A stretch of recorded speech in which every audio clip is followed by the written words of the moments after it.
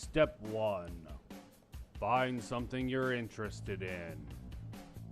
Is it news, commentary bay, unboxing, children toys, animation, rants, video games, or Minecraft?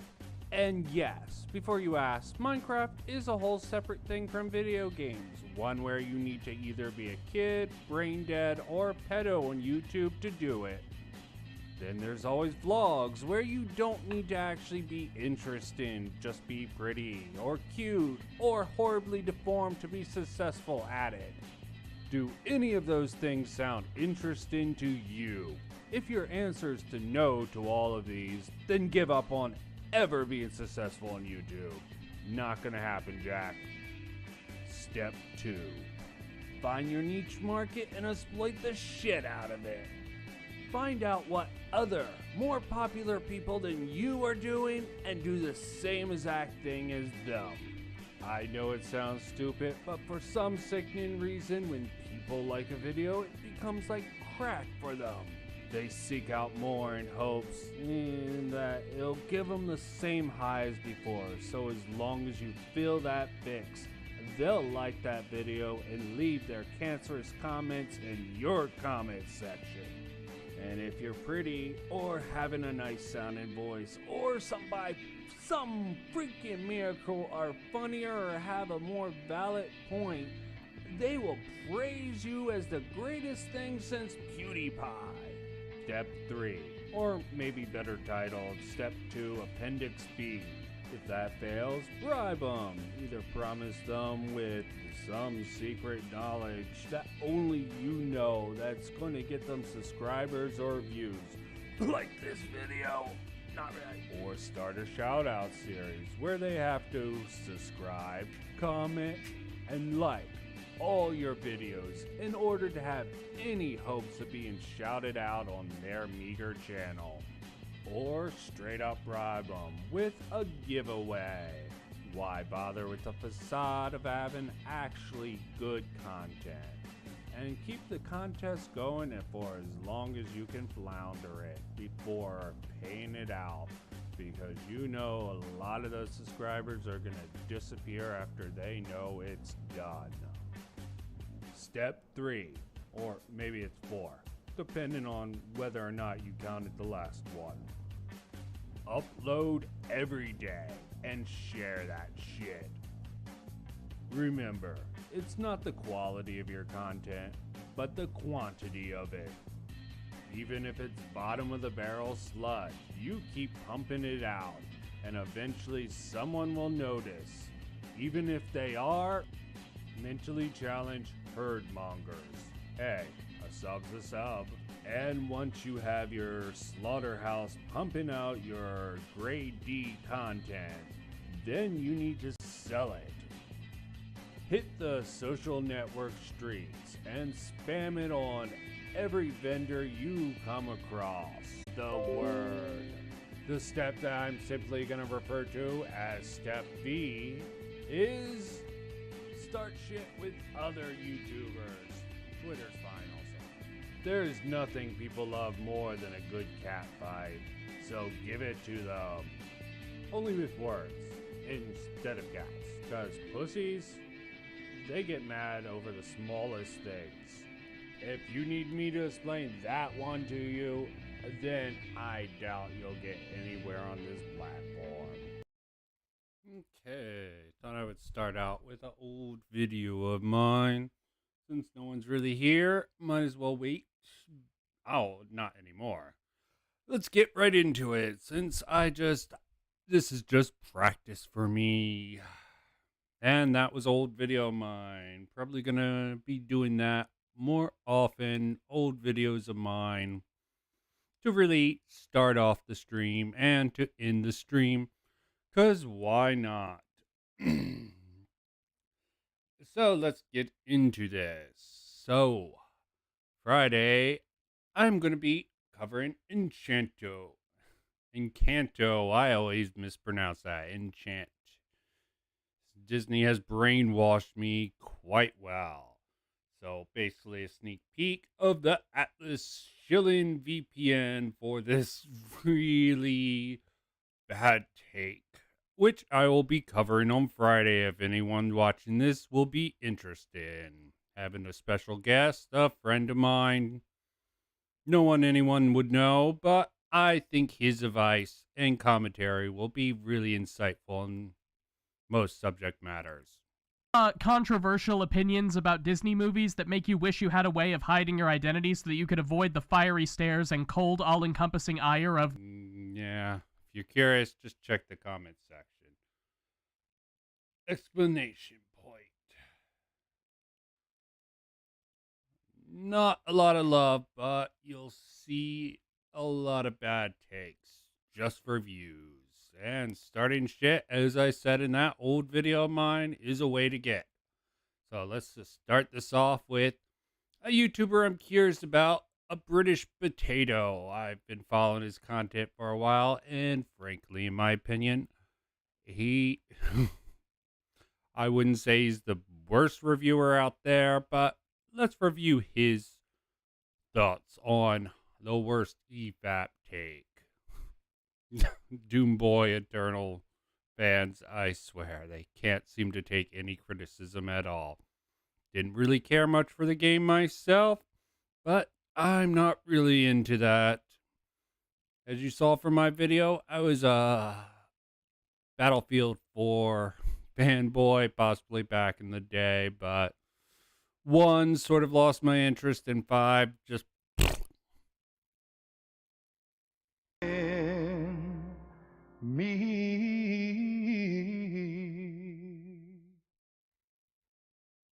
Why hello there, all you dashing and wonderful people. I don't understand people like this. Usually have good takes and back up their arguments a lot with good results and talking about EFAP. I cut a bit out to really get into the meat and potatoes of this. shit, and sometimes they know what they're talking about. But when it came to Doom Eternal, they fucking shat the bed so fucking hard.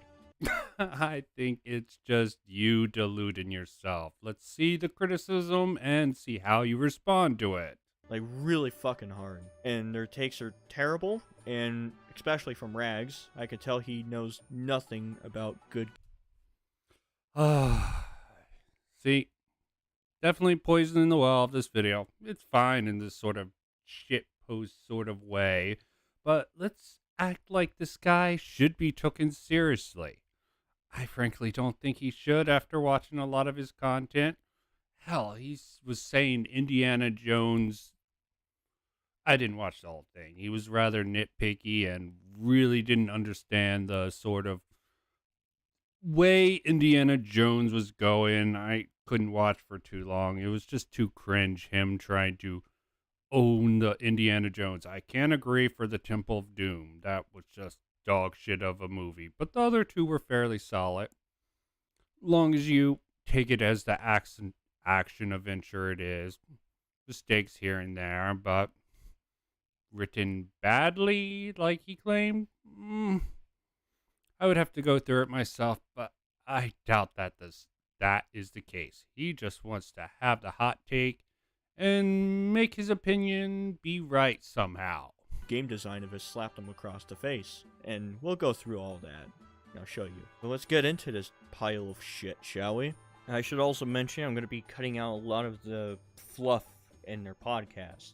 There's a few times where they're trying to... Of course, you make this an hour long, and I think they discussed it for about 30 minutes, but you need your own time to speak, so I'll be cutting some of this out because I'm more interested in you than EFAP. really make up their points, and they kind of fail the first time and they redo it. There's also a few times where they bring in 2 other people that counter their points, and I no reason to be reductive and repeat what they're saying. I'm gonna cut all that shit out. I'm gonna try to keep all of their context of what their points are and shit, but I'm cutting out the fluff. I highly recommend to pick up some popcorn or some soda. Or I think that most of the things that I complained about, with the exceptions of the mobility with regards to the yellow poles, I was actually fairly accurate about. I just explained it poorly. No, that's fucking horseshit. Your video is terrible. Your points in your original video complaining about the E3 trailer were fucking horrible. Even disregarding the polls. Along with that, even with your actual critique was fucking horseshit. But we'll get into all of that some... Spend a minute just well, probably 30 seconds, just insulting him. And I will agree, from what I've seen of that video and what they even discussed in this video and what he admits himself, it was more of a first impression. The what he put out about the E3, his actual critique. Well, I think it has some validity. Having critiqued it fully myself, there are subjective matters. This is the problem with actually the objective measure with certain things. There are calling some things facts when they're not, and using this sort of metric is sort of crappy. It's a mixture of subjective and objective criticisms that is the most effective. Somewhere in this video because, of course, he touches on the same points. So, what do you If think then- about like? Do you think it was a better or worse than 2016? I think they're not the same game at all, and it's hard to say whether it's better or worse. I don't think they kept the philosophy of Doom. no, I do not believe this is correct. He's just writing this off as there's so many things wrong with this no here and the pelican laugh here. they did. They kept the philosophy of Doom. They kept everything that makes a Doom game. They just amped it up. They actually do play the same. You can play 2016 just like Eternal, and you can play Eternal just like 2016. Look at my footage. 2016. I actually jumped on this game after fucking 2 years and played it exactly like Eternal. And even if, actually, I would say that it's even more broken, and 2016 doesn't follow the philosophy of Doom.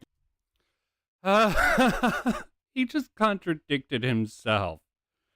There has to be a Doom philosophy. Oh, I swear, fanboys of any genre, you'll just contradict yourself in the end when you have such love for something. That might happen with me a few occasions, but I don't get attached to things as heartily as some of these Doom Eternal from everything I've seen.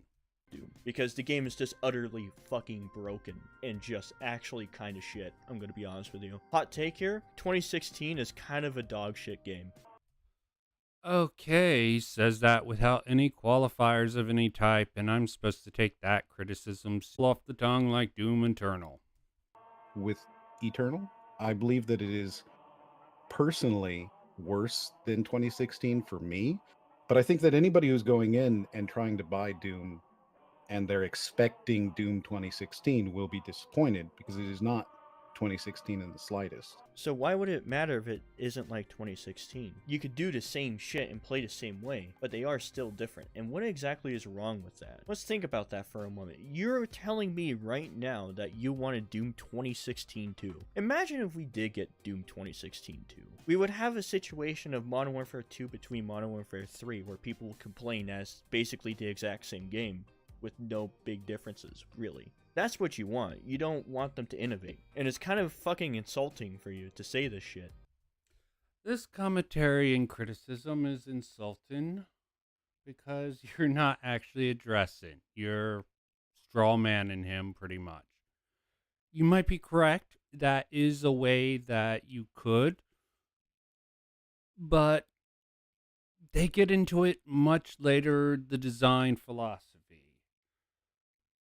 They've completely changed the philosophy from a combat forward philosophy. Yeah, this piece of criticism seems off. Doom Eternal definitely seems to have a multiple route. He's talking about the optimum way. I think this is a little iffy here. It depends on your skill level. To a defense primary philosophy. And I don't think No, it's still very offensive. You can still go straight into a fucking big horde of enemies and just start fucking slaughtering. If you're of appropriate skill level in the appropriate situation, sometimes you do have to back up.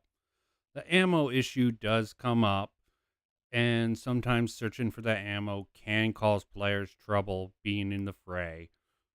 Rags brings up a point. It's not a criticism. You want to be a freaking gaming elitist that he's get good. You really realize that's a meme in the Souls community. The get good, and that's your criticism. Frankly, that's laughable. Games should be accessible and be able to teach the player, not to mention the tutorial section, which is rather game breaking, which they do bring up. From that game, you do weapon combos, you do all these cool tricks to get your resources back. Just Yes, and how does the game teach the player that? Does it teach the player that rather well? Does it have a good curve? I don't know. You would have to break down that instead of just saying bad take, man. Get good. It's a meme in the Souls community, man.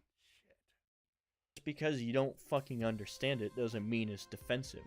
You just fucking suck ass at it. That's your problem. That's a bad change necessarily for the game, but I think it's not what somebody went into if they picked up Doom 2016 and they played through that game and then out comes Doom Eternal, right? I don't think they're going, oh, well, this will be a defensive game now. But it's not a defensive game. You just fucking suck at it. Fuck off, Potato. Okay, dude? You can just say it's not a defensive game, and you're partially correct. Insult comedics trying to pass himself off as critics is laughable to me. You still go into a giant horde of enemies. The game is very combat forward heavy. I don't understand why you think it's defensive. Maybe because you're a fucking dumbass and Maybe you should actually explain, or does he break it down in any other video? No, he chooses this format where he does not present evidence that defensive playstyle, that Doom Eternal is not defensive, more defensive than Doom 2016. I agree, saying Cryoman or whatever the fuck his name was, saying it's defensive is overstepping of that. There's a good balance. It's sort of a weird dance in Doom Eternal, the ebb and flow of it. you have a screw loose in your goddamn head and don't understand game design worth a fuck. I still haven't played it yet. Everyone complains about game design, but they do not show they have any ideas of how they're good at game design or explain it properly or anything like that. It's easy to say, a British potato doesn't know anything about making good critical videos. That could be true. Yeah, but I'm assuming the only other person here who has is Rags, actually. I've played it. I've played it. And I he- beat it. It's all right. It's all right. The platforming Did a British potato actually put this music in? I watched this episode recently to prepare for this, but I don't think EFAP. I swear, some people, maybe they did. I doubt it. is terrible. Platforming's pretty. I'd say it's mediocre to the point of being pointless. Oh, so like 2016? In fact, if you're gonna complain This is a whataboutism that a British potato is pulling off here. Let's see if how bad it is. about the platforming, how come you're not going to complain about it in 2016? Because let me fucking tell you, the platforming in 2016 is fucking horseshit. There are moments where I was platforming in this fucking game, and I would actually touch the fucking railing, but Doom Guy would just not climb over, and I would just fall and die. And I would have to restart a fucking checkpoint. That is horseshit. I don't understand why people defend 2016 for their fucking lives, and say that Eternal's fucking platforming is awful, but no one brings up how awful 2016 is. I would hope you guys would be consistent with this and have, like you said later in this stream, Rags, consistent standards. But as we're going to see that you... What aboutism, bitch? This is not good rhetorical tactics, man. It's dog shit overall.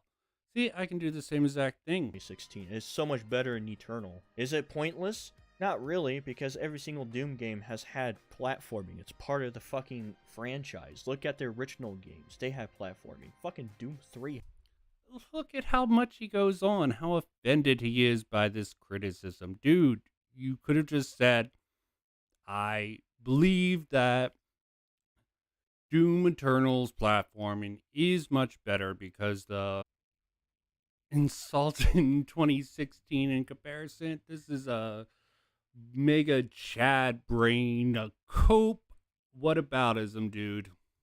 Have platforming. 2016 had shitty platforming. Eternal has better platforming. Has really good platforming, actually, because it does serve a purpose. Just because you didn't fucking see it, which I don't blame you for not, because you only have 11 fucking hours in the goddamn game. Maybe if you paid more fucking attention.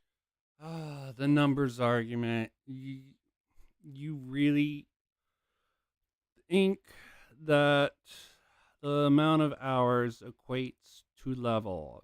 Sure. If he was doing a broad scale critique, you're ragging on rags, dude, and that's rather pathetic. Of what the game was actually trying to teach you through the maps and the level design, you wouldn't be such a fucking moron and not noticing this shit. So let me explain why the platforming is so good in Doom Eternal. It teaches you the movement better in the game. Notice how every single platforming section makes you time your jumps. And that's what the platforming does. Notice that it's like jump, jump, dash, dash. It's not jump, jump, dash, dash. That's why people fucking fail. Once you learn that it's very just light jumps and dash, dash, that would save you in a lot of arenas. Along with the monkey bars, you could do so many cool things with them and learn the mobility of the arenas better and maneuver around and get. What if they said that they didn't need platforming, or that the platforming is distracting?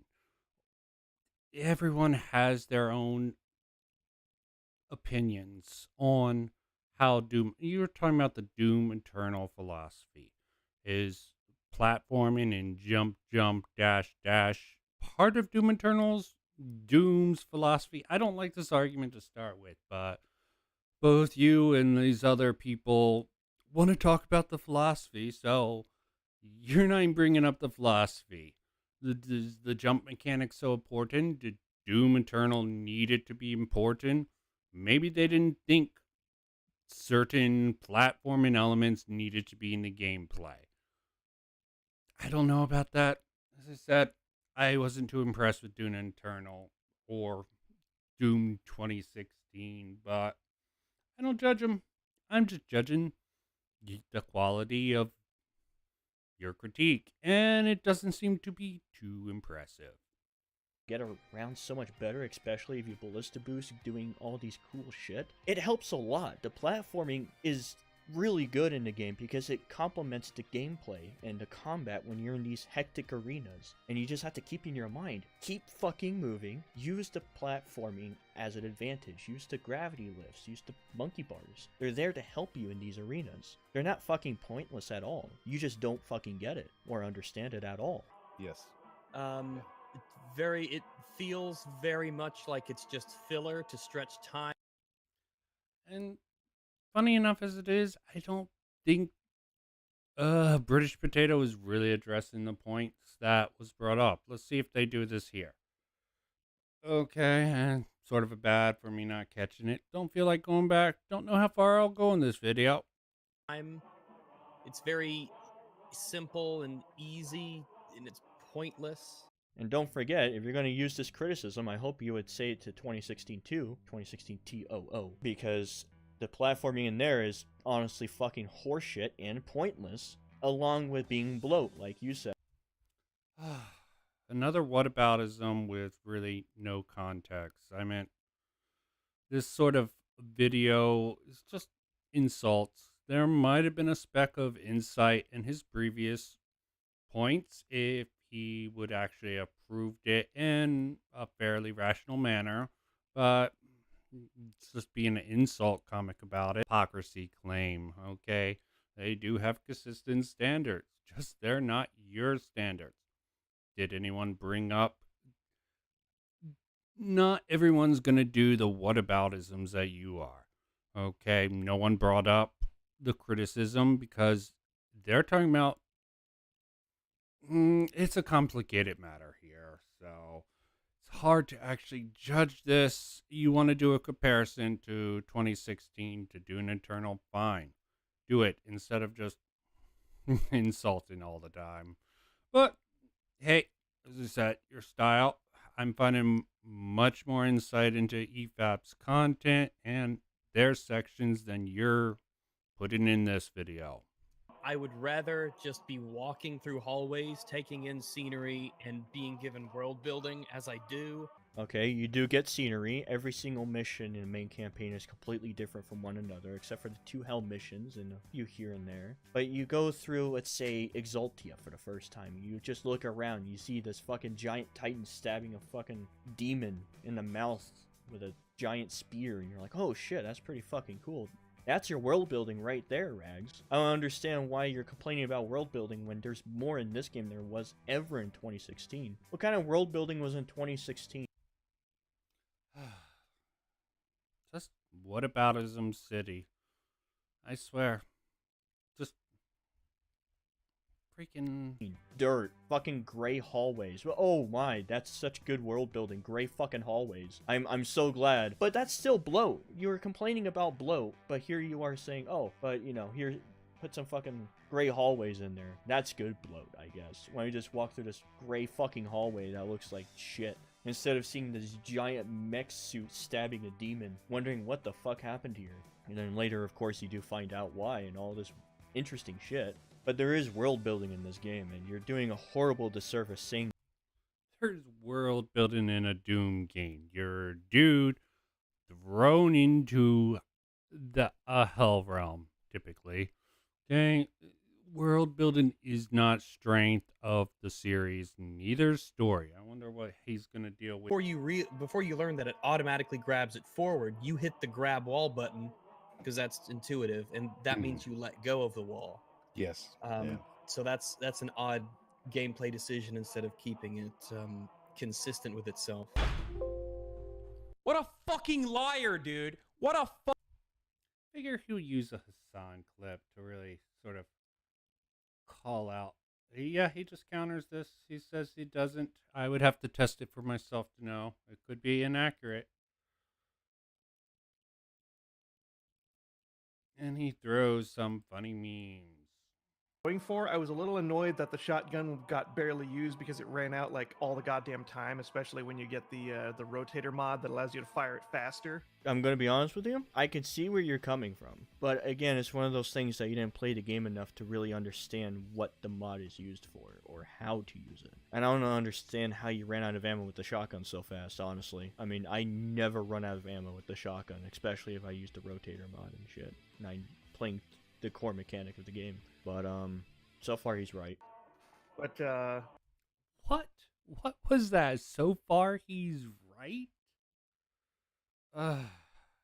I really did find myself using every single weapon and all the tools all the time based on what they were designing. So what they were going for worked, definitely. And I think it kind of forced you into a much more interesting experience rather than like sticking with one dominant strategy and just, you know, doing that the whole entire game. But that's Doom Eternal, is to dominant strategy. What, for comic effect? I'm sure this plays well to a certain crowd. You know your audience well. Doom Eternal diehards, where the most petty opinion-based, which is there sort of until they get into the story, it's really a subjective conversation about this. They're Introduced the first Kako demon, and they're like, shoot a grenade into its mouth to get it, you know, stunned for a glory kill, which is so insanely effective that you'd essentially be stupid for doing anything else. Look, here's the thing. Fine. Listen, I'm gonna be honest with you. I'm kind of retarded. You know, I wonder how well that type of argument would hold up in any other video game. Because I can tell you right fucking now, the way that argument sounds to me is something that I could probably flip with no context. You would probably think I'm wrong too, like you are right now. So let me do that. Rags, you like the game Mordhau, don't you? okay. I just feel a need to stop him because I I don't know what the hell he was trying to do with this. Let's see where he's I going. do too. It's a very neat game. But if you're not using the maul, you're essentially stupid for doing any other strategy. Literally stupid. You're just a fucking moron. You should be using the maul 100% of the time because it's a 2-hit weapon if you have heavy armor and a 1-hit weapon. This is a completely bullshit comparison. Weapon style.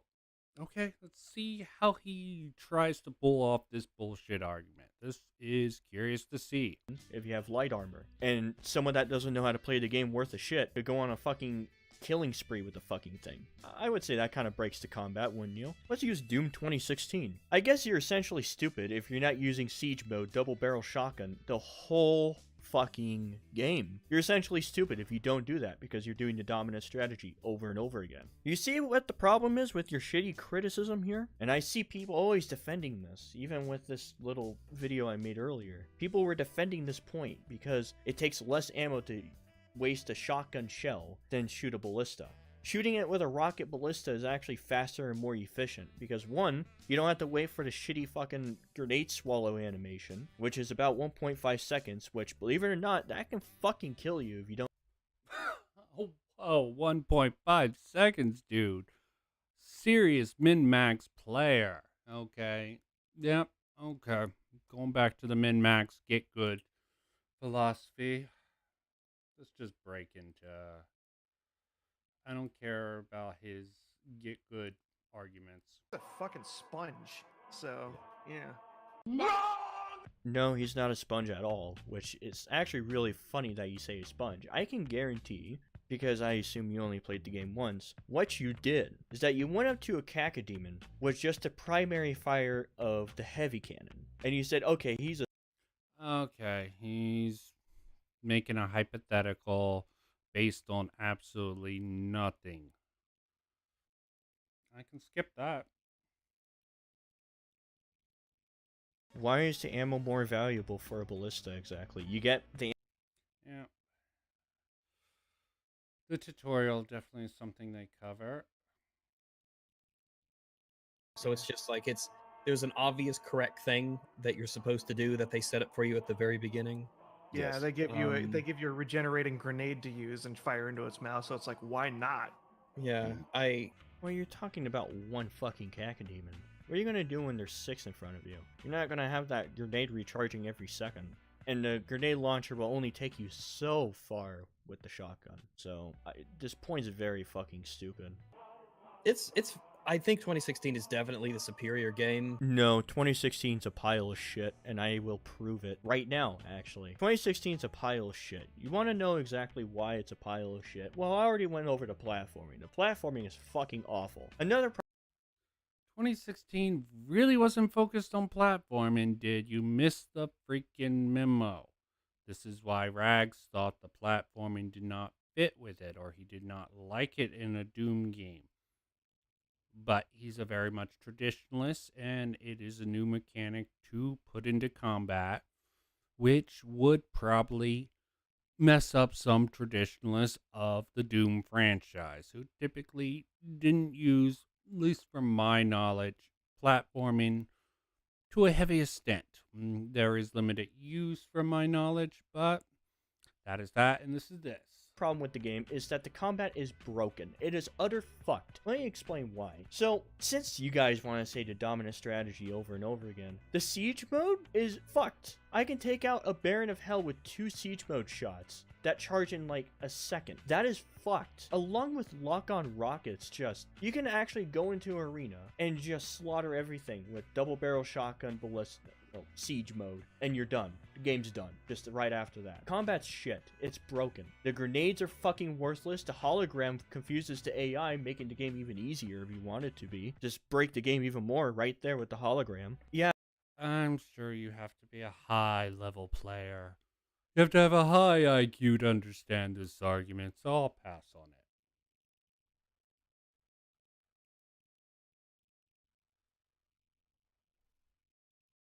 I hope he does realize that most audience members, unless they're a diehard Doom Eternal person, will get no value out of some of this. And how long does he go on about this? Okay. I don't think it'll get better over time. I'm not sure though. I could be wrong, but I don't think it'll get better over time. Yes, Rags, you're right. You were very, very, very, very, very, very, very wrong. The game aged fucking wonderfully. There's more shit that I know about this game. Okay, it's a prediction. Let's get into the story. I mean, the repetition is really that of a 3-year-old, and okay, maybe not a 3-year-old, just a juvenile of some type, 3 to 12, the repetition, whiny tone. Ammunition. That Clunky options that are confusing to a player slows it down and makes it harder and less likely that that player will see success. how the Yeah, I'm not getting much out of this, but I'm not a diehard Doom fan, and obviously British Potato is banking on that crowd to actually do this. I thought it seemed like a competent discussion. I don't know if this guy or girl, I don't know if could be trans, British Potato, could be something session, but look at this video. I found this video funny. I'm going to turn down the volume way low because obviously he got backlash from this and he thought this would be a good video to do in response.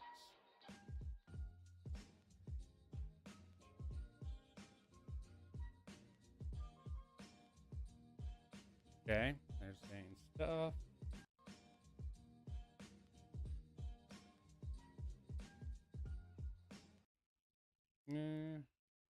Yeah, someone countering them, yeah, pretty much. Student Pans being instantly aggressive with the slightest confrontation. Someone who thinks the show isn't.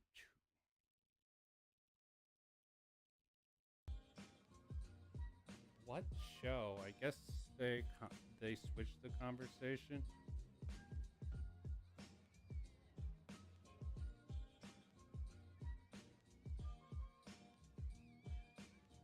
Why is this highlighted here? And this really is something a British Potato really wants to claim he's doing healthy, honest, and constructive discourse.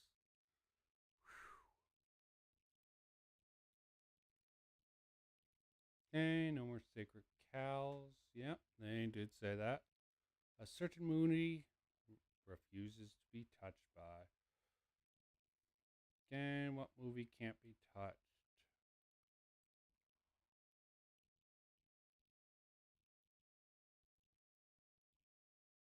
Okay, Rags comes in.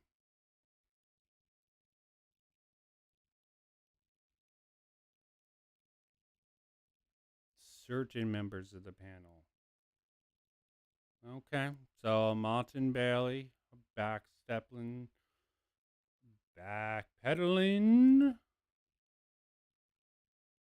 Okay, yeah. What movie was it? You just need to say what movie. Rags. Curse word. So bad.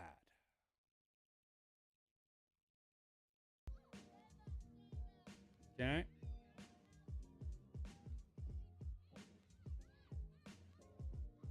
Okay, dude just tried to sneak away and try to pretend it didn't happen. Okay.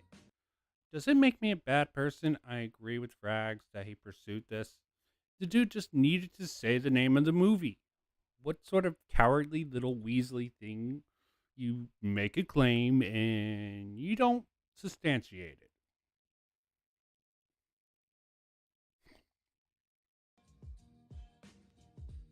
What? This is and with, they haven't made the case any worse. Just, why doesn't he just give the name of what he thinks it is and who he thinks doesn't want it touched? I bet this would be a much better conversation if you brought up a subject matter and didn't try to back away from it. Okay. No, you wisely sack of curly excrement. Pretty nice.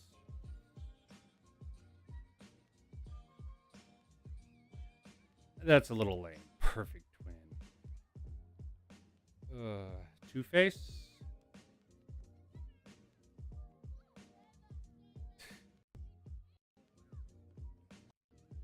Okay.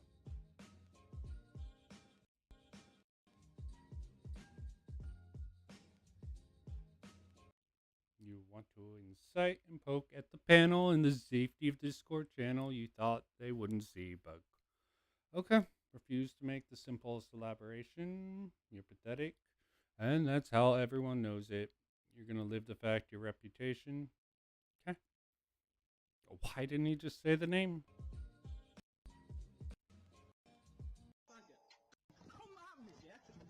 Really, a guy like this saying Rags was too mean in the Discord chat?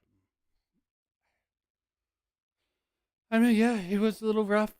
I would have been nicer, but I'm not Rags. Rags has his persona where he is hard. He goes hard, even if it is stupid.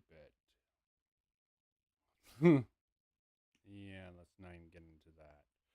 Here's one some people will like. I had to balance it out. This is more relevant to what I'm thinking since I'm going to try to do a review of Critical Drinker's new book under the name of Will Jordan called Dark Harvest. Very similar to Resident Evil in construction, but with the good old critical minded thing. Let me not spoil that. But let's see what this organized chaos says about that. Who's setting it up are Multiverse of Madness and No Way Home as part of the Multiverse Saga. Oh, and Loki, obviously, we're looking at a picture of Loki. Loki played a big role setting up the Multiverse Saga.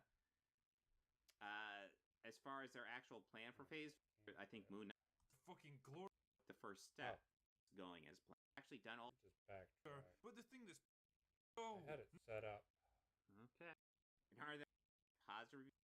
Here's a strange one. Marvel Phase 5. His Phase 4 one was rough. And yeah. Okay, why was it rough? Organized chaos, if that is your name. Critical Drinker's a strange one. I feel like he's technically, overall, like someone like Nerdrotic is actually much worse because Nerdrotic is always gonna be negative. I will partially agree. I think Critical Drinker is the best balance. Nerdrotic tends to be too pessimistic overall. Critical Drinker have a little bit more of the balance between sort of the culture war shit and the critical shit. Just when's the last time Nerdrotic did like a video that wasn't negative? It's always negative with him. Not always negative. Just everything new is negative. Good old nostalgia factor for Nerdrotic there. Critical Drinker has positive reviews. They're just mostly negative. But man, I don't think I've watched a single video of him that doesn't have at least one cringe take. The Batman review was one I thought was largely good, but had a cringe take. I brought up Everything Everywhere All at Once, but he felt the need to attack Generation Z in that video for no goddamn reason. And heard that, the review was fine. Okay. Yeah, accept that. Okay, it seems that you're just calling him out on little bad takes. Let's see what you think his bad takes are here. Mr. Organized Chaos. Garbage. Nice shirt. Green Bay Packers on that. Wonder a sports thing. Black Widow popcorn or trash can. Sort of ironic. But yeah, we're gonna be looking. Considering how much of a clusterfuck that movie is. Wouldn't say it's garbage, but at least a garbage holder would work with that. Yeah, his Marvel Phase 5 video, and his Phase 4 one was quite a treat, so let's see what he says about Phase 5 here. One of the big things to come out of San Diego Comic-Con this year was boobs. Always a good point, Mr. Drinker. Gotta love the refined taste of a refined gentleman like Critical Drinker. The announcement of the entire slate of upcoming movies. Boobs. Okay. Really? It's a joke, dude. Okay. I mean, Content pipeline pumping out sludge at full capacity, people. Don't let the audience breathe or think even for a second about what they've just seen. Go, go, go! Now. Yeah, it's a good tactic. Don't give anyone time to sort of process what they've seen. The fast-paced actions tend to do that quite well. When they have crappy stories, even Critical Drinker would probably agree. Fast-paced action, bam, bam, bam. You don't think like John Wick series or almost any of those action movies, if they don't give you time to think, just blow your mind with cool ass shit, it tends to work out better than the slower paced moments. Probably why some of those more conceptual action shows didn't do quite well, because they did a lot of action and their conceptual ideas sort of fell flat. They would have been better off with a series of actions, sort of like Disney is doing with their shows. I have to admit, my first thought on hearing this was, wait, Phase 4's done? I mean, don't get me wrong, it feels like Marvel have pumped out more shit in the past couple of years than all previous phases put together, not to mention proving the point that more doesn't necessarily equal better, but the thing that's been lacking in this phase is purpose. And I'm not talking about the fuck. well, I mean, they're just putting pieces into play. That's usually.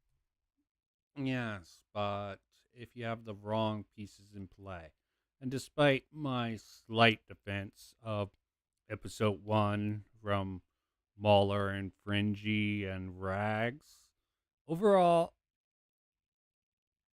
Loki did bad things, established bad rules.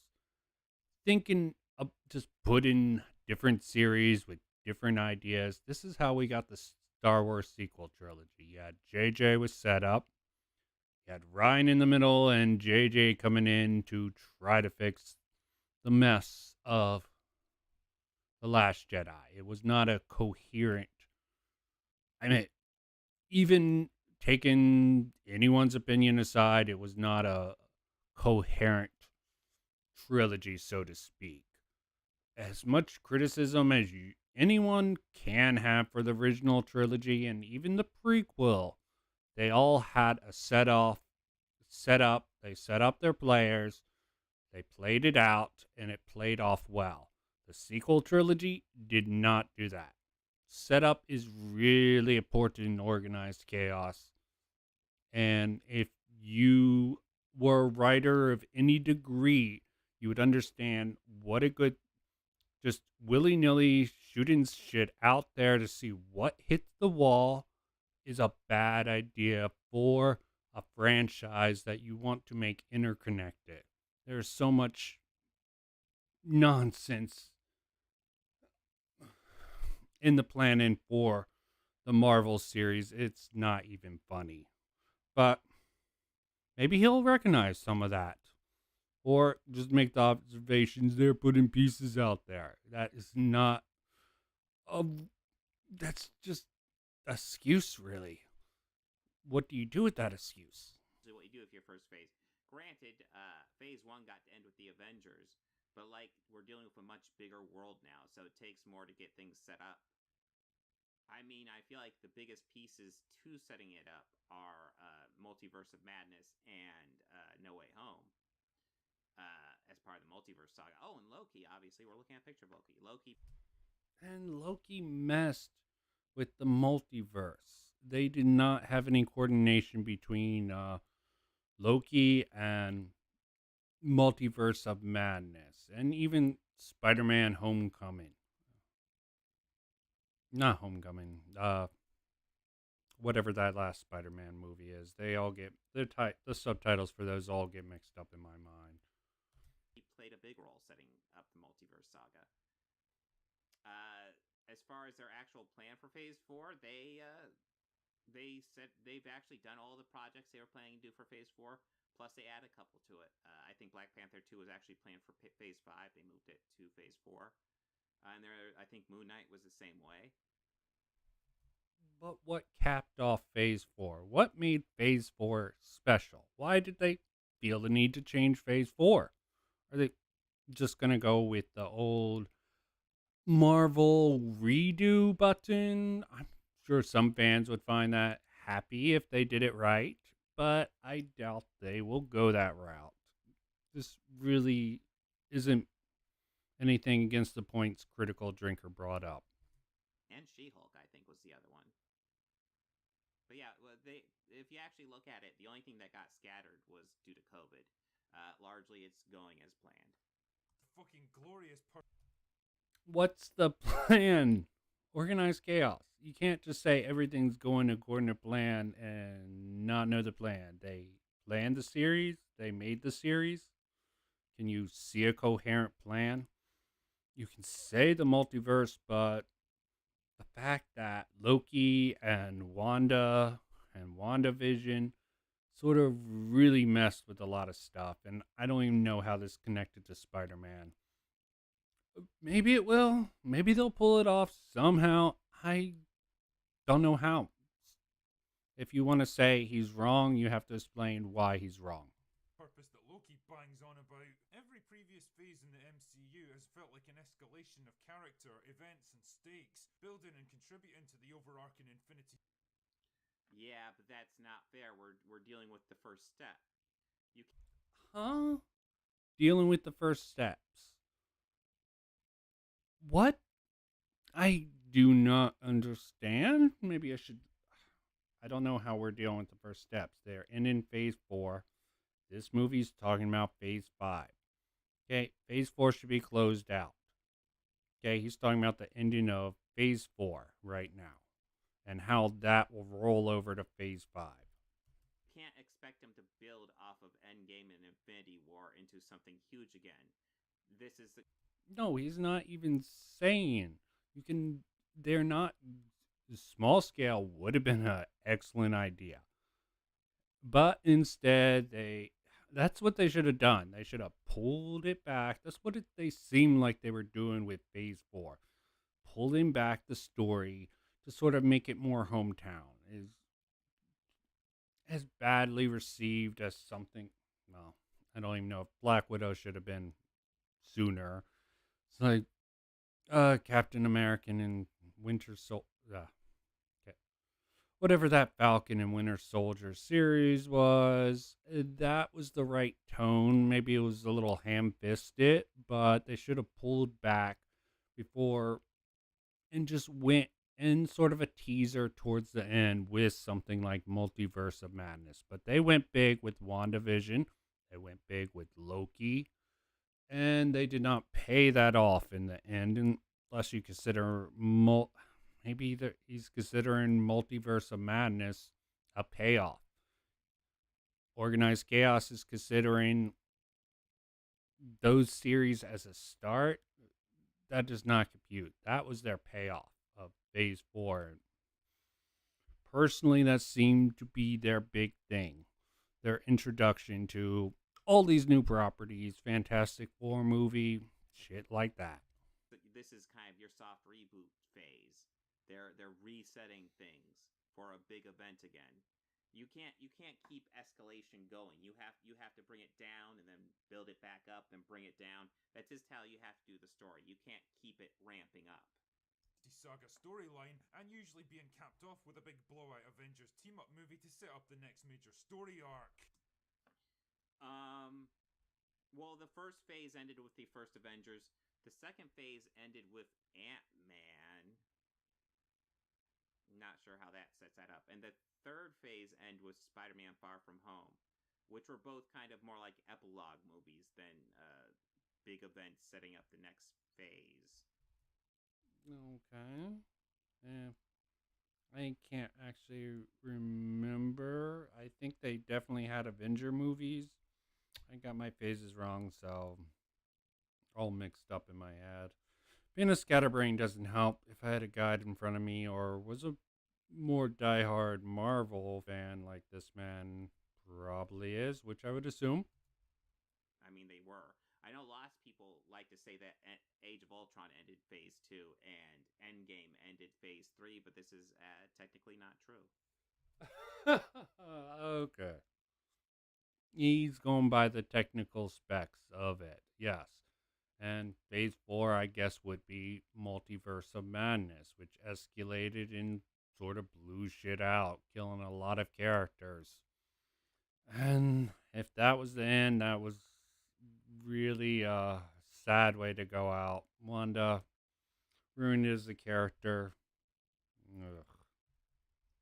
It wasn't exactly revolutionary storytelling, but it was a solid and dependable structure that expanded the universe, delivered mostly satisfying payoffs, and teased the prospect of even bigger things to come. Phase 4, on the other hand, has felt like an extremely long-winded joke without a punchline, meandering through a series of disconnected plot threads and ideas with... I still maintain I think Phase 4 is better than Phase 1. I do. Okay, what's your backup for that? Phase 4 was, I mean, there was some bad, I think that was actually Phase 2 where they had the series of bad movies. Because up until Phase 1 was fairly solid. A little boring, a little by the books, a little generic, not as pushing the envelope as Phase 4, but it was solid storytelling if I got my Phase 1 right. That should have been like Iron Man 2, Captain America. I believe there was a Hulk movie in there. I would have to look that up. But yeah, capped off with Captain America and the Avengers and Iron Man.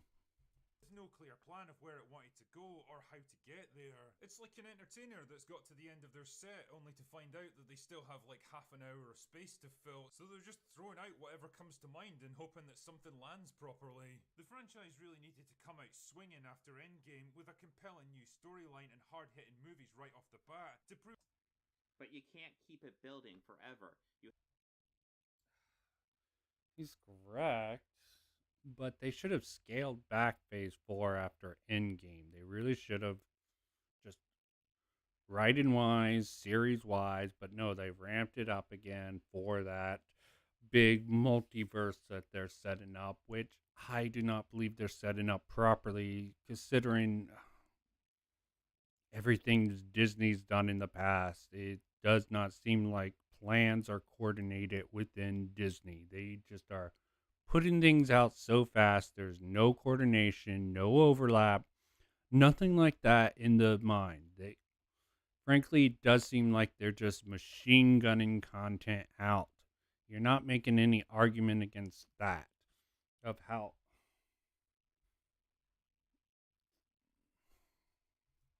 you have to let off some steam, and that's what they're doing right now.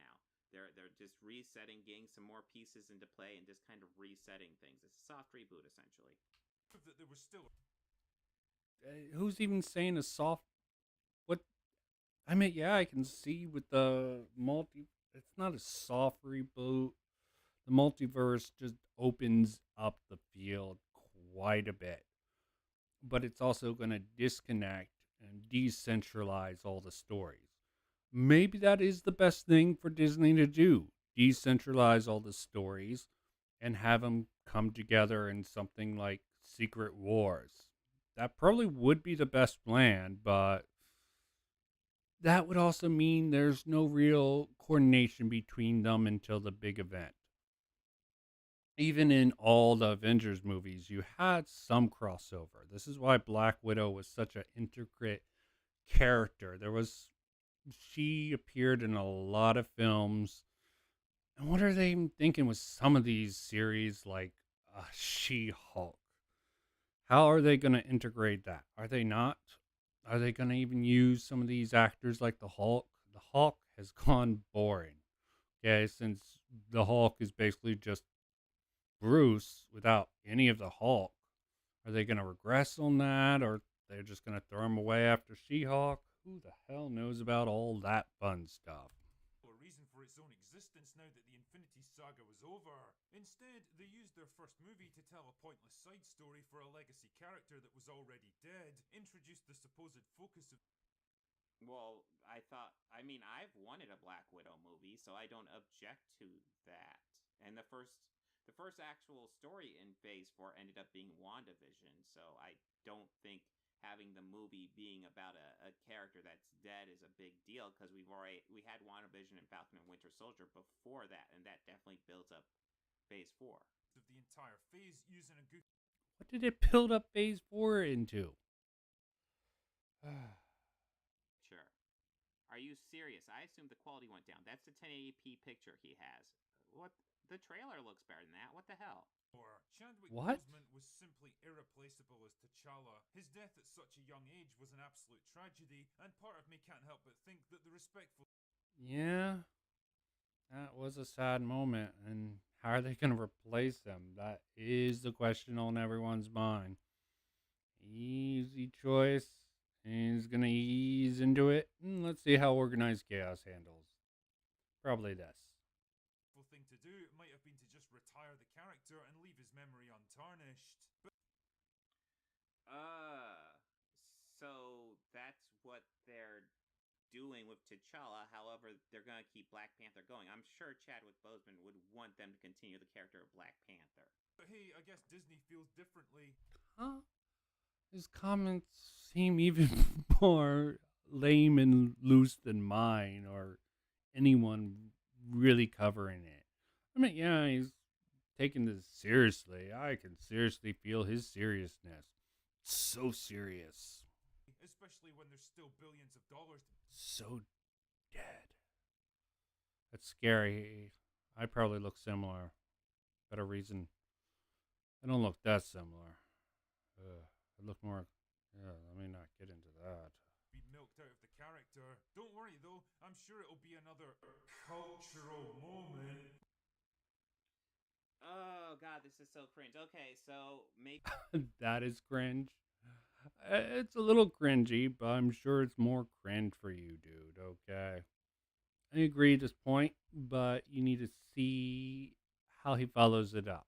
Maybe he didn't get the memo, but according to Geeks and Gamers, they're upset that they're not recasting T'Challa, and Critical Drinker is upset that they didn't just end the entire Black Panther.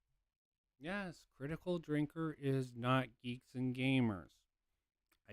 Everyone's gonna have different opinions, dude. Franchise, which, of course, they're not going to do that. Which is basically code for, don't you dare criticize this movie in any way, or you're going to get labeled as every ist under the sun. That does seem to be a method that is wearing thin now. Like they called Mulder racist just for criticizing Black Panther when a lot of his content was just around the story and structure. There's a few points here and there where you can point it, but that's cherry picking and exaggerating to a extreme degree and conflating him with other critics such as Geeks and Gamers and Ryan Kennel. I don't agree totally with the sort of culture warriors bringing this up and lumping everyone of this group into the same mindset, but the other side of the aisle probably does it to a greater degree, in my personal opinion, because they even do the more unbiased and more critical thinkers and think they're secretly dog whistling and shit like that. I have to see Organized Chaos's backlog. No, it's code for, we're a studio that's promoting our movie and we want people to see it, so we're gonna hype it up. That's what they do. Yes, I will agree. It's also a marketing tactic, but it is also something to broad brush negatively the critics. Yeah, he's looking at the PR methodology of that, but it's really a PR trick that really does not hold up very well. Marketers are always slimy. No matter what, marketers are slimy. disingenuous fucks. They just care about selling shit. They don't care about the ethics typically. Not that I blame them, but as consumers, we need to be more critical of both marketers and basically all this culture war shit on both sides of the aisle. I personally land more towards the anti-SJWs than the SJWs, but I do understand some of the back and forth between it. Trying to be more of a center balanced critic who can see the both, try to keep my bias out of it, but that is rather hard to do. Now, if you want to attack the movie, you can, but actually critique it. You're not gonna do that though. You're Saying he's gonna lump it in. Critical Drinker seems that Mahler's perfect, but he's trying to be as best as he can and be realistic. Give the devil his due. Your review of it is probably gonna be super cringe. We'll see though. We'll see. Cringe is very subjective. What makes you cringe will be wonderful for other people, and I can't stand cringe content in general. Okay, almost no cringe content. And I am very sensitive to cringe content, generally don't like it. You can take it, small little doses I can deal with. Critical Drinker is not cringe, but that is subjective on your worldview and all that fun shit like that. I haven't seen the movie. I haven't seen a review. I can't judge it yet. I have this feeling. We did learn a few things from Phase 4, though, like how it's okay to commit acts of terrorism, murder, illegal human experimentation, the psychological and physical... Okay, I'm wondering how he's going to deal with this. Critical Drinker is absolutely correct. I don't know he's going to back it up, but these are objective facts. Torture of thousands of innocent people and genocide on a multiversal scale. What he has mostly brought up has been villains, things that the villains of those stories have done. Villains. Wanda was a villain. Okay. Good to acknowledge that. There's other points in there. Do you think that, like, when the Marvel does stories that sets up villains as positive examples? Is that what you're arguing? They did take a villain in Loki and doubled it with a female counterpart. Okay. Yeah, they might be going a little hyperbolic. He's being very vague, not giving exact examples. I can understand them. Wonder if this guy, or whatever pronoun this person identifies as, is one of these defenders of... He should really bring up the Wanda. No, you're not. The villains are not positive examples of things you should be doing in these movies. Jesus. But where are the heroes? Loki? WandaVision?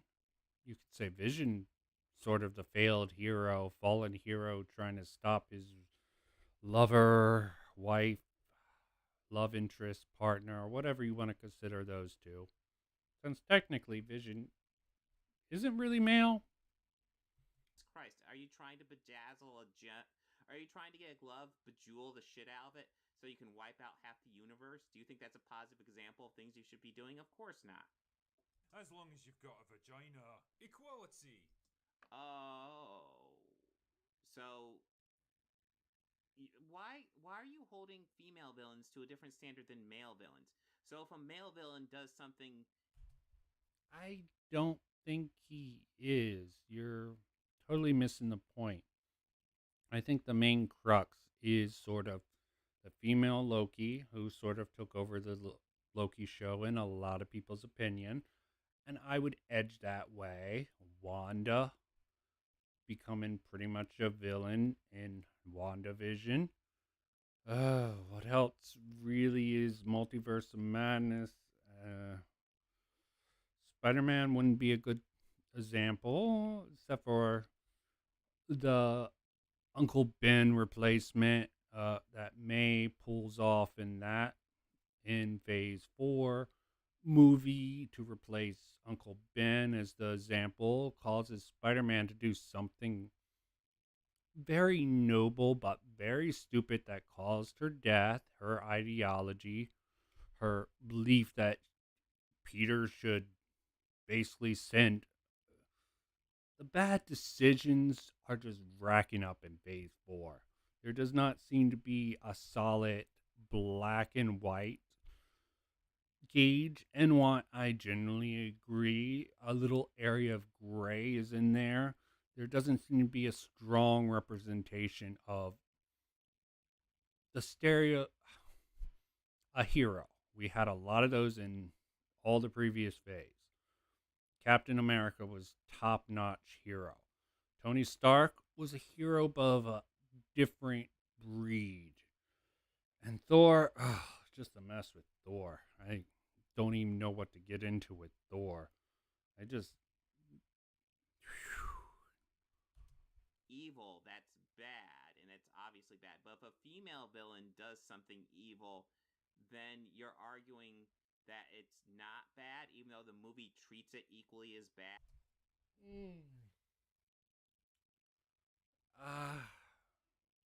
This guy is actually, he really doesn't understand the criticism that criticals bringing in and out, and I don't even know why he's addressing it in this way. This is just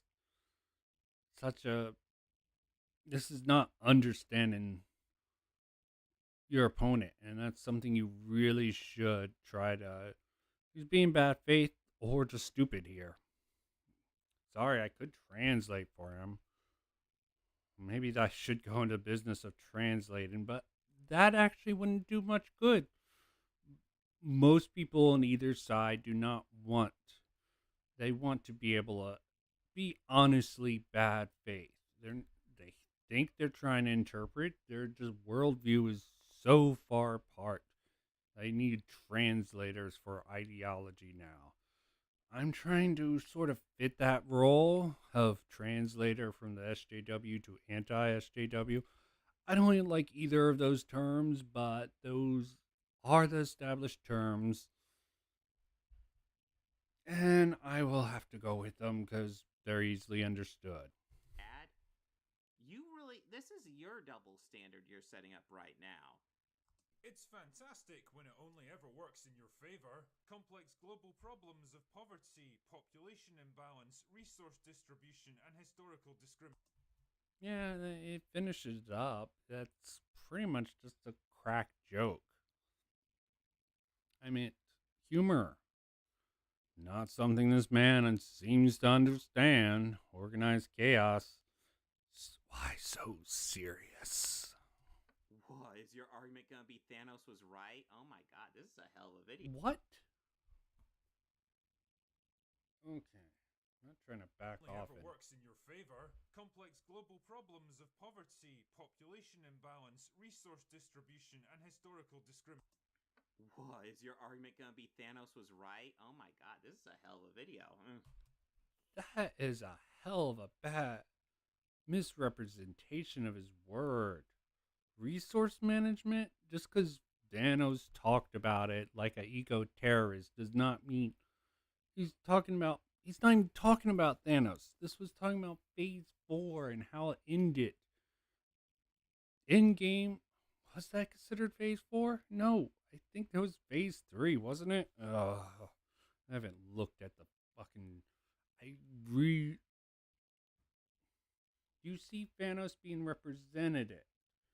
This is just either outright stupidity or dishonest framing of what Critical Drinker is saying here. Can be solved simply by telling people that they need to do better. And sacrificing one life to protect literally all of existence is apparently a bad call. Well, I mean... Because they didn't have to do that. Oh, the noble sacrifice. They really try to avoid the noble sacrifice. Okay, men are supposed to die for women, not the other way around, critical drinker. Yes, they didn't have to do it, but if it could have been pulled off properly, no movie, I guess. So that's the defense of that, I'm guessing, but that's besides the point. That was the point of that movie. They were willing to kill her, but they didn't actually have to. Only if you happen to be a man, of course. But hey, that's all in the past. Now we have an entirely new phase of mindless, pointless, directionless sludge written by mentally deficient children to look forward to. Like Ant-Man and the Wasp, Quantum Mania. Remember Ant-Man? Remember how his movies... Okay, critical drinker's going into the meme territory. He's definitely gonna read into this too much. This is the member berries argument that critical drinkers going into. I don't know if it's going to be correct, but Ant-Man and the Wasp, I think that was received rather badly. But I could be incorrect. Let's see if Organized Chaos has a defense for that movie. Or basically seen as the most obscure, lightweight, and forgettable fluff in the whole MCU. And that's saying something at this point, believe me. Remember... Yeah, and now, well, maybe She-Hulk as a TV series is trying to replicate that to a higher degree, from my understanding. How he was basically written out of his own story and reduced to a background character for the... No, I didn't remember him written out of the story of Ant-Man and the Wasp because he was still a major player in that story. Jesus. He said basically written out of his own story. I would have to do a comparison to know that for sure and rewatch the movie, and frankly, I would rather not. It's rather forgettable, and but hell, even doing this is a better use of my time somehow.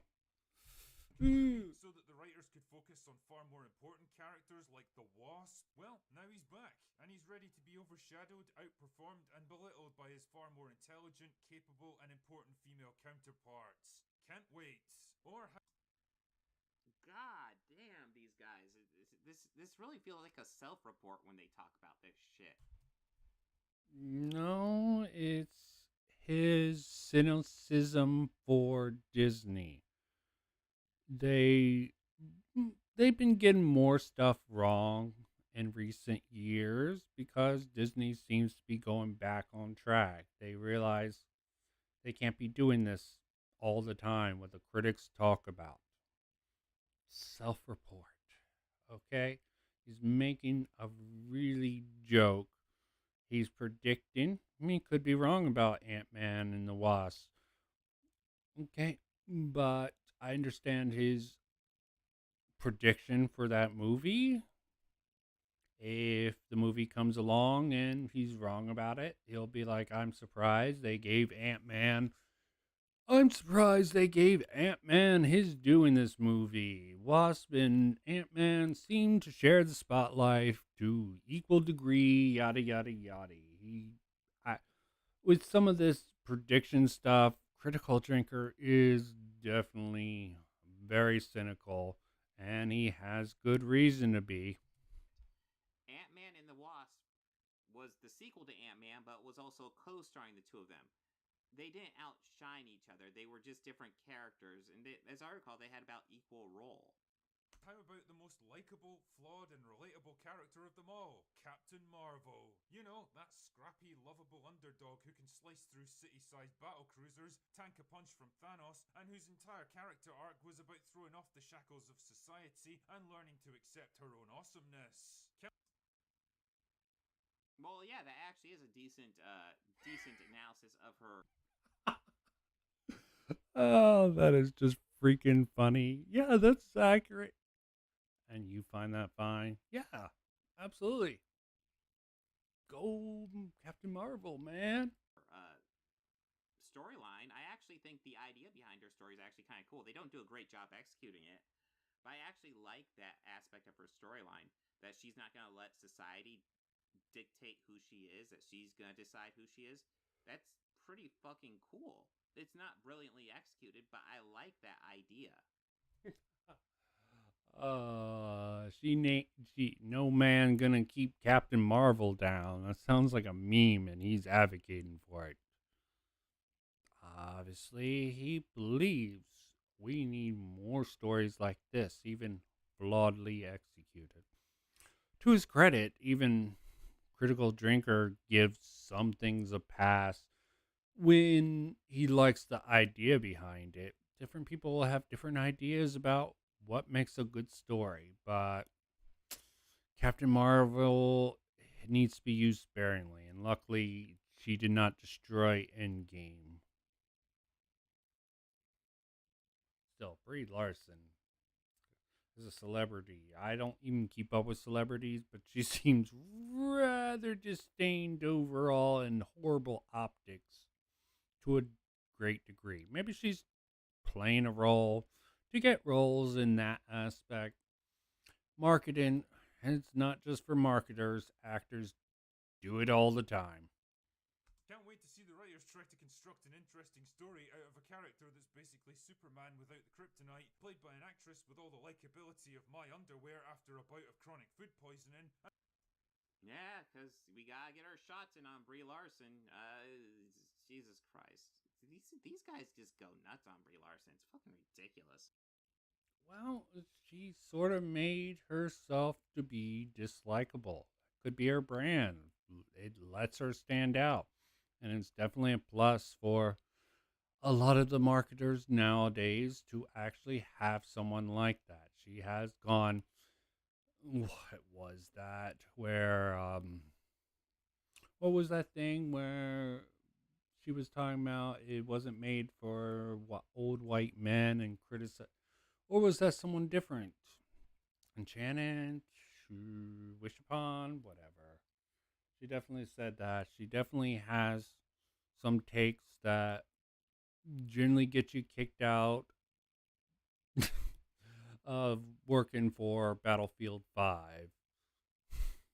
And directed by a woman with a grand total of 2 film credits to her name. Fucking. Okay. What has she directed? Need for Speed Rivals? The original title, The Marvels?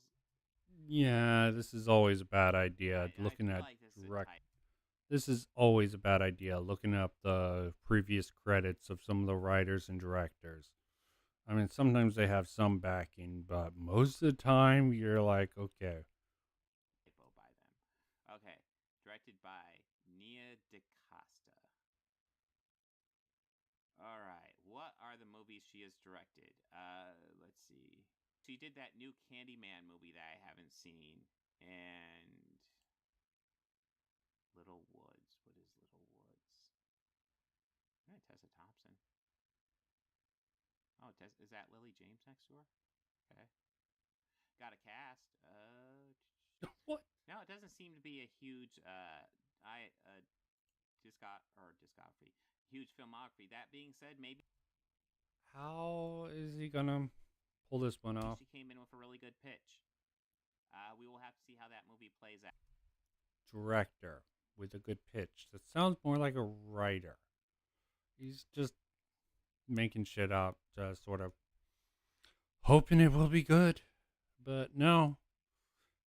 Disney just shitting stuff out and not develop it, giving their staff a development. They'll just replace directors. All of Hollywood has gone to that sort of crappy ass style of content, so to speak.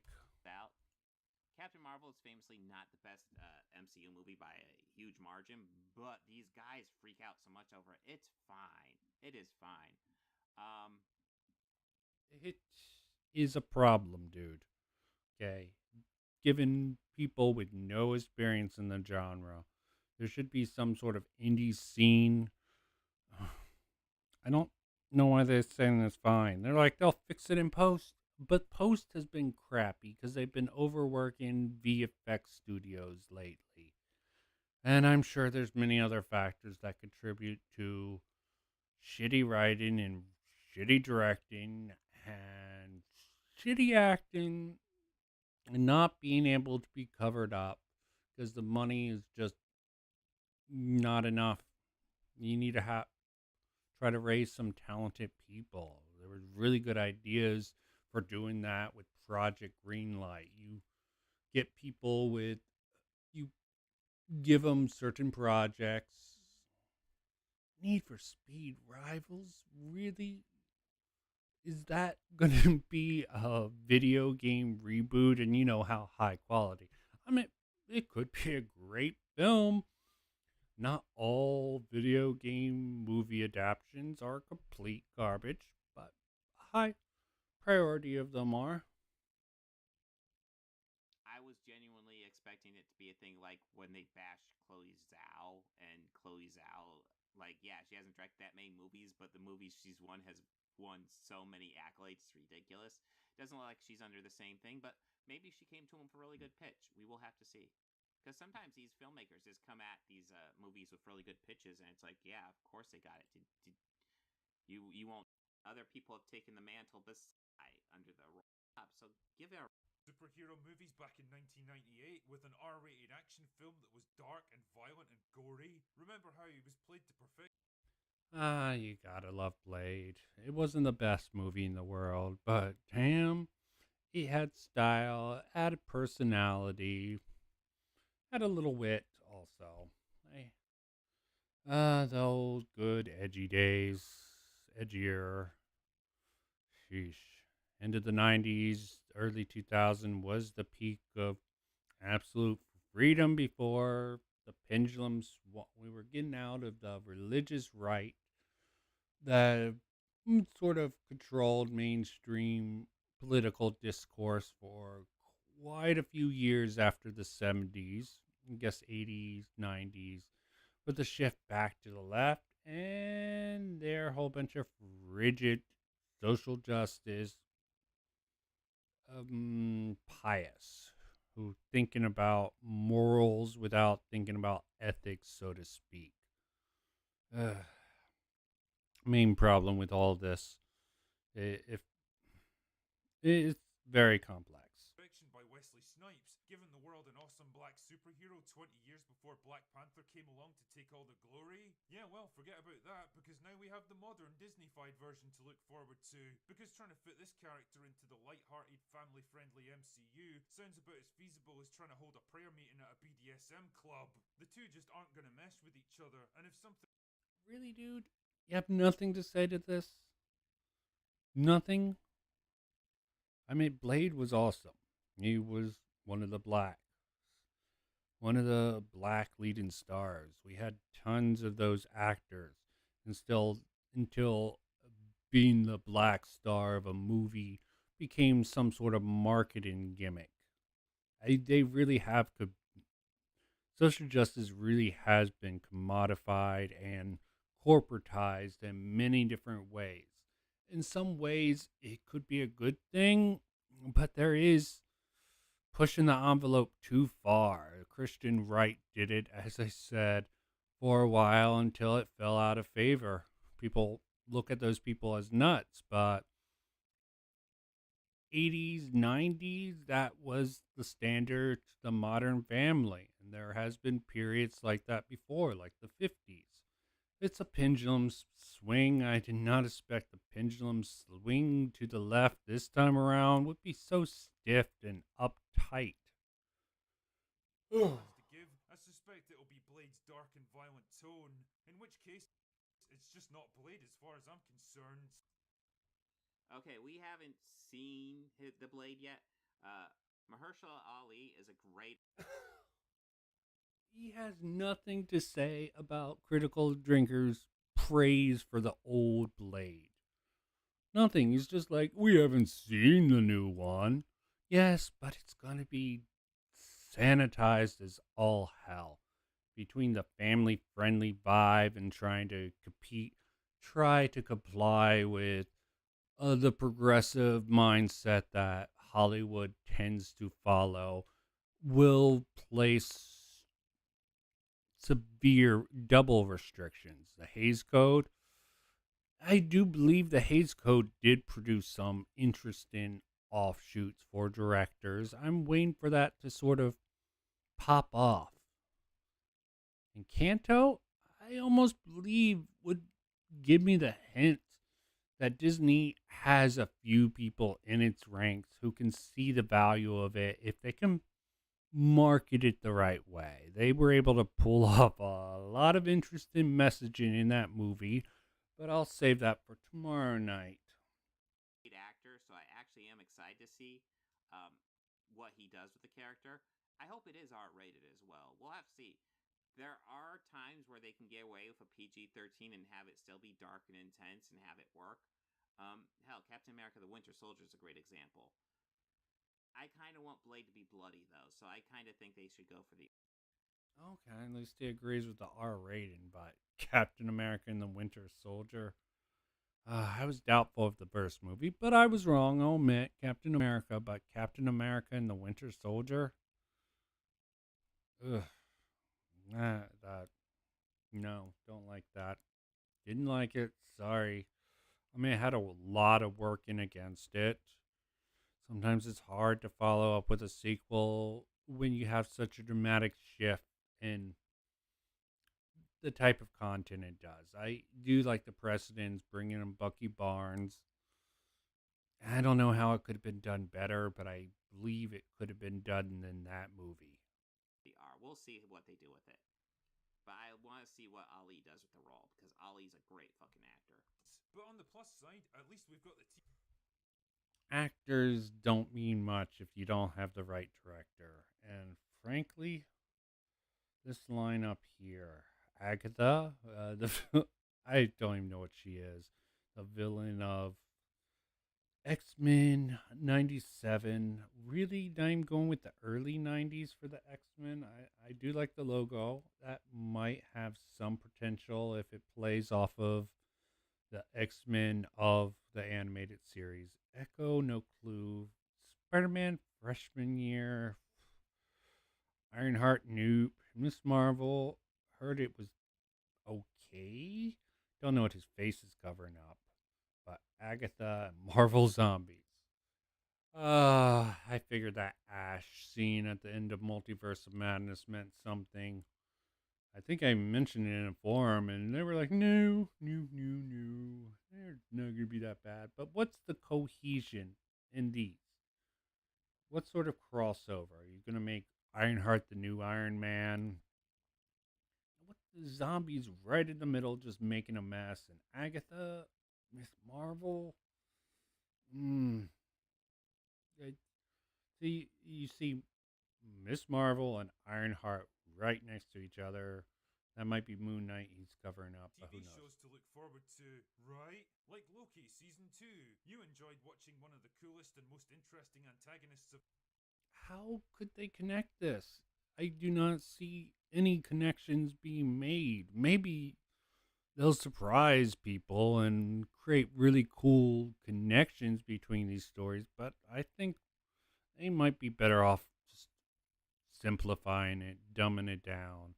Loki Season 2 does not help with that unless they have an excellent writer to pull that off with. Of the MCU getting turned into a whiny, emotional, insecure, and dumb as fuck sidekick whose only function is to get humiliated, broken down, and outclassed by his superior female opponent, right? Well, did you watch the same Loki Season 1 I did? Number one, he doesn't get outclassed by the Sylvie. That series, he matures a lot. Hesitation there. What do I say? He matures a lot. No, he cucks out. Okay. Dude becomes a simp for himself. You could argue it's in his character. Yeah, you could consider Loki sort of a narcissistic character, and maybe the only person he could fall in love with would be himself. Frankly, that was just too hard to get through. I mean, besides the first 2 episodes, that's when I lost interest, and it just became like big comic storm of crap that I try to block out as much as possible. Ugh. He has a lot of character growth in that. Is that what you're calling out him getting outclassed? Is that what you're calling it? Because I call it character growth. Because because he was a whiny villain throughout most of the MCU. This is where he kind of comes to his own, and I liked that development of the character. I'm sorry if you dislike character growth, but I like. Oh, for Christ's sakes, character growth. I mean, how did his character grow? Did he become a better person, a more likable, warm? He's a narcissistic fool, okay? He's got some good lines, he's got some good moments, but he's an interesting character overall, and them trying to saying that he's becoming better as a person does not fit with the villain, but he's not a hero still. He's Wondered what would happen if Iron Man was a flawless, idealized teenage prodigy named Mary. They will have to fix Riri if they want screen audiences. Yes, she sounds like a condescending little. I don't even know if she would be a Mary Sue if they make her anywhat close to a Mary Sue. They really have to handle this character with Ironheart very carefully.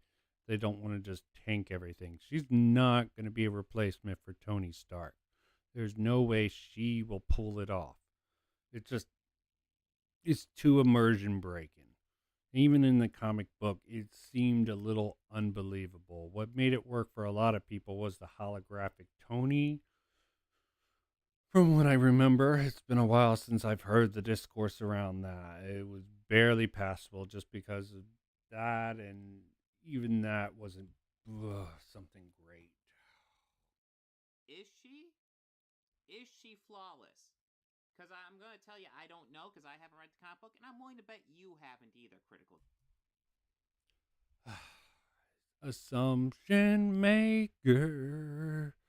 Even if you haven't read the comic book, there's plenty of discourse. Have you not heard the discourse? And is there not talk in your circles about comic books? Comic books. I mean, even if you're not into comic books, which is probably a flaw for someone white knighting for Marvel and a lot of Disney properties, but that's besides the point. Drinker. I'm willing to bet you don't know shit of what you're talking about. Some says the man wearing a garbage shirt and admits himself he doesn't know about it. This is just argument from ignorance in the complete, along with assumptions out the ass. Mary Sue? Sorry, Riri? Nah, me neither. Can't wait to see how the show tries to convince us that Riri is smarter and more talented and more capable than Tony Stark ever was, while taking subtle digs at the flaws in his personality to slowly break down our perception. I really hope they don't go that way with it. I mean, given She-Hulk, maybe Disney can learn with Marvel. Or maybe they're just going to go with a complete scrapping and refocusing of the demographic because you just pile on. Miss Marvel wasn't too bad with that, but She-Hulk, yeah, it's a little up there. Maybe it tones down. Maybe she'll learn a lot of things and challenge some perception. Not a great plan. I love how you know exactly what's going to happen in this series without even watching it. Why even watch it? Fuck it. Yeah, let's just judge everything before we watch it. We don't even have a fucking trailer for Ironheart yet. We just have like a quick shot of it in the Black Panther trailer. That's it. Jesus Christ. Fuck off. Jesus Christ, all right. Yeah, he's making predictions. This is what this sort of video is about, okay? This is not criticism. This is predictions. And you're not making a coherent argument why Phase 5 looks anywhat well. You have the Avengers gluing together the original phases. They had their coming together, they had their falling out, and finally they had their working despite their differences in the end. And that is a coherent that's a coherent arc for a group. I don't see how this grouping that is being laid out will work. I mean, maybe the X-Men. I just don't see it, dude. Sorry, man. You're not making an argument for why these things should be connected. Maybe they should just be disjointed and no crossover, but Marvel didn't do that, and they're gonna try to replicate the success and probably gonna just make a mess. Ironheart, you're never gonna fill Tony's shoes, and all you're ever gonna be seen as is a cheap plastic imitation of something far better. I love how they're talking about how like superhero mantles haven't been a thing for like forever. Granted, Marvel hasn't done it as much as DC. DC did superhero mantles like mad. There are so many different people have taken over the superhero roles. And part of the issue is that they've all largely been white guys. Oh, okay, white guys. You could have made Ironheart a black woman very easily. Okay, but having her as a young prodigy, it would have been much better if it was like Pepper's friend who's been engineering with her. And that would be an excellent way to bring someone. But Riri, dude doesn't know Riri at all from the comic book, so I don't know why he thinks he should speak on this. I don't know Critical Drinker's knowledge of Riri either. He could be very extensive.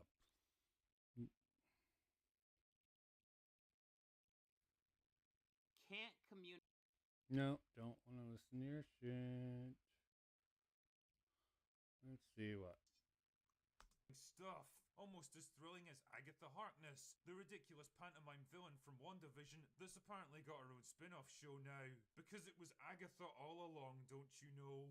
Honestly, how long is it going to be until we get a series about I mean, Agatha was fun, so sure. young Obadiah or Red Skull? Really? That his counter to it, Agatha was fun? Can you even theorize what a Agatha TV show would be like? Given that show, she's just going to be a villain. I would guess it would be her just meddling in different people's lives. Something like the Book of Boba Fett, or the villainous side of the Book of Boba Fett, if I was to take a quick guess on that. Skull, the early years, or the continuing story of fake Mandarin from Iron Man 3. Where does all this stuff end? Oh yeah, it doesn't. And I guess that's the real takeaway from Phase 5, 6. It's almost like it's a comic book universe that just kind of expands as it goes along with new elements being added. Huh. 7 and who knows how many more. It'll never stop. Disney are just gonna keep... Okay. I'll agree that this is incorrect, probably, for Critical Drinker. This will stop eventually. The niche is already wearing off. It is going to trickle down to just a few popular series, probably that stand out. The marketing's open up. You have Netflix muscling into the territory and shit like that. churning this stuff out, becoming ever more lazy and complacent, slotting new actors into familiar roles, rebooting entire franchises and universes, trampling over beloved characters and storylines, rewriting past events to fit current trends, sacrificing quality storytelling with universal appeal to pander to whatever political cause happens to be in vogue that week. Oh, you're getting tired of this. I've been at this longer, and this has been. See what seriousness. See. Clickbait review of She-Hulk. Sort of going on the Critical Drinker arc. I have no clue. Geeks and Gamers. Ryan Kennel. I definitely don't care much for him, but he has no defense. Thor Skywalker. On Prey. Didn't watch Prey. That was the movie. rag. So yeah, saw that whole saga. Really don't know what he has to do with it. But yeah. That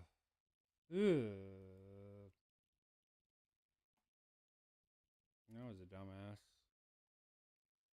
for clicking off that. Who's setting it up are Multiverse of Madness and No Way Home. Let me end with a Multiverse, sorry. fun Loki, little obviously. We're looking at a picture of Loki. my first AMV, I think. And that'll be then, boys and girls.